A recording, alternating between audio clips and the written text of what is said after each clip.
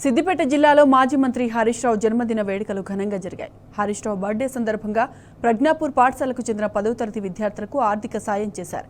Green India challenge జిల్లా incharge Rajeswara Rao విద్యార్థులకు చెక్కులు అందజేశారు. గ్రీన్ ఇండియా ఛాలెంజ్లో భాగంగా పాఠశాల ఆవరణలో మొక్కలు నాటారు.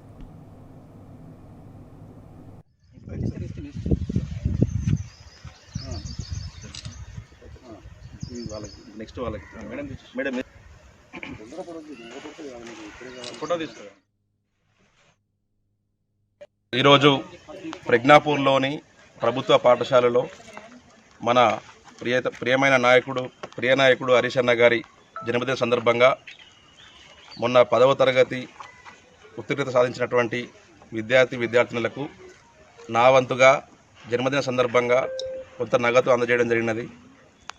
ఇలాగే వీళ్ళు రాబోయే కాలంలో ఉన్నత చదువుకొని మన రాష్ట్రానికి మన దేశానికి సేవ చేసే విధంగా ఉండేట్టుగా మన హరీష్ అన్న గారికి ఇష్టమైనటువంటి విద్యకు ఉపయోగపడేలా నగదును అందజేయడం జరిగినది. ఈరోజు మన ప్రియమైన హరీష్ అన్న గారి జన్మదిన సందర్భంగా గ్రీన్ ఇండియా ఛాలెంజ్లో భాగంగా మొక్క నాటడం జరిగినది. చాలా సంతోషకరమైన విషయం.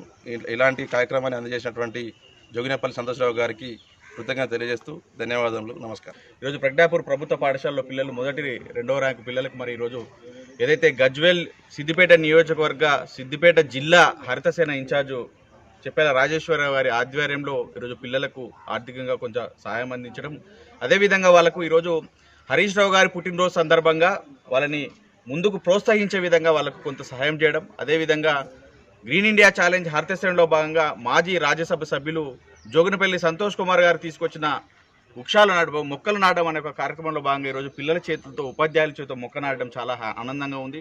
ఎందుకంటే రేపటి భవిష్యత్తుకు మొక్కలు ఎంతో అవసరం. మనం పచ్చని ప్రకృతి కావాలన్నా, మంచి ఆక్సిజన్ కావాలన్నా చెట్లు కావాలి, మంచి వృక్షాలుగా పెంచుకోవాల్సిన అవసరం ఉంది.